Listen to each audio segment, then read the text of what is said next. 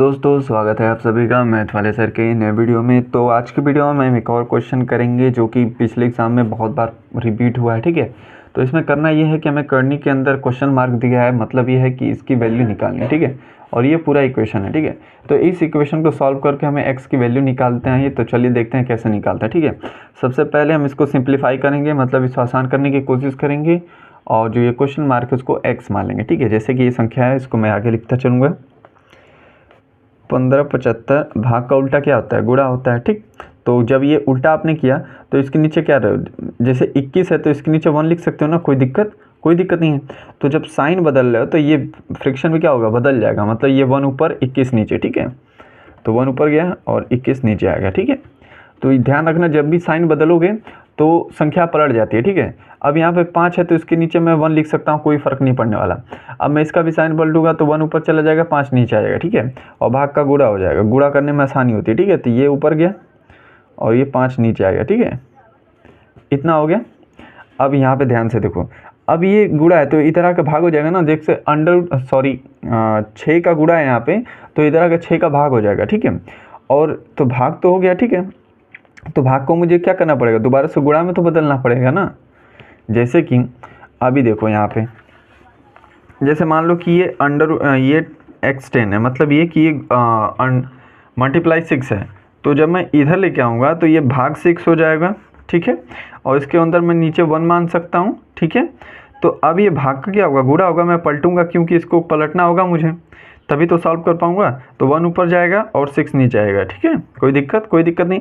या फिर आप इस तरह से भी समझ सकते हो कि x6 को इधर लेके आया तो मल्टीप्लाई को साथ में लेकर आया। ठीक है, तो मल्टीप्लाई ऐसे ही रहा और संख्या को पलट दूंगा। ठीक है, तो ये हो जाएगा। ठीक है, तो इस तरह से याद रख सकते हो। यहीं पे थोड़ा कन्फ्यूजन होता है, तो यहाँ पे गुणते का निशान देंगे, 1/6 इज इक्वल टू जो भी संख्याएं बच गई। अब कुछ नहीं बच गया, यहाँ पर हम x मान लेते हैं। ठीक है, इतना समझ में आ गया। अब देखो आराम से सब होगा।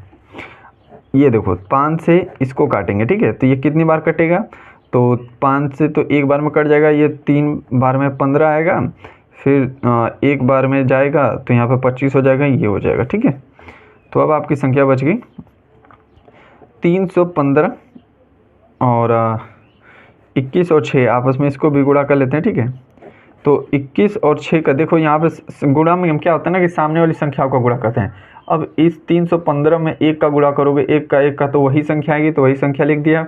21 का 6 में गुणा करोगे तो ये हो जाएगा आपका 6 और 12। ठीक है, 126 हो गया। ठीक है, और ये किसके बराबर है, √x के बराबर है। ठीक है, अब देखो कितना आसान हो गया क्वेश्चन।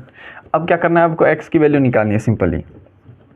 तो मैं क्या करूँगा, सबसे पहले इसको काटता हूँ। किससे कटेगा, तो डिविजिबिलिटी रूल में मैंने आपको सिखा रखा है, ये 3 से कट जाएगा। ठीक है, तो 3 से काट लेते हैं इसको। मैं जब 3 से काटूंगा तो ये एक बार जाएगा, फिर ये 15 हो जाएगा, 0 लगाएंगे और ये 5 हो गया। ठीक है, और ये हो गया 4 बार में, 2 बार में।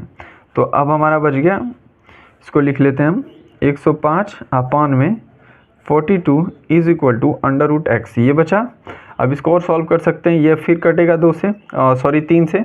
ठीक है, तो 3 से काटेंगे इसको, तो अब इसे काटेंगे तो ये वैल्यू बचेगी आपकी, ये हो जाएगा 3 बार जाएगा, 10 है तो एक हासिल बचा, 15 हो जाएगा 5 बार में, 3 से ही काट रहे हैं। ठीक है, अब ये क्या होगा, एक बार जाएगा, 12 हो जाएगा 4 बार में। ठीक है, तो आपकी संख्या बच गई 35/14 इज इक्वल टू x। कोई दिक्कत नहीं।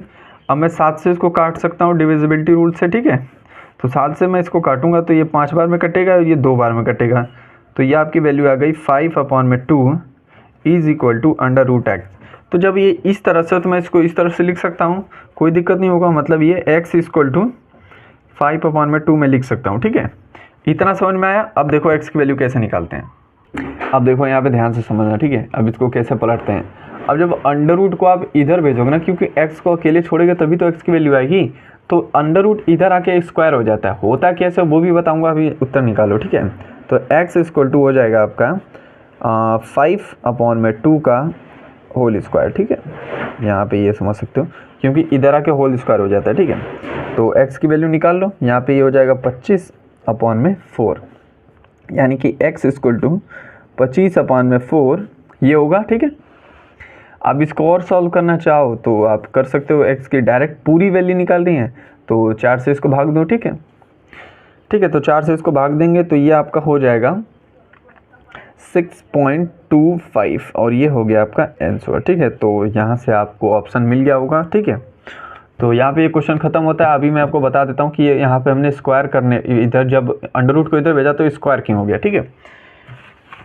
तो देखो सबसे पहले हम क्या करते हैं ना, जैसे कि इस इक्वेशन को उतार लेता हूँ मैं, under root x equal to 5/2 था, ये था, ठीक है।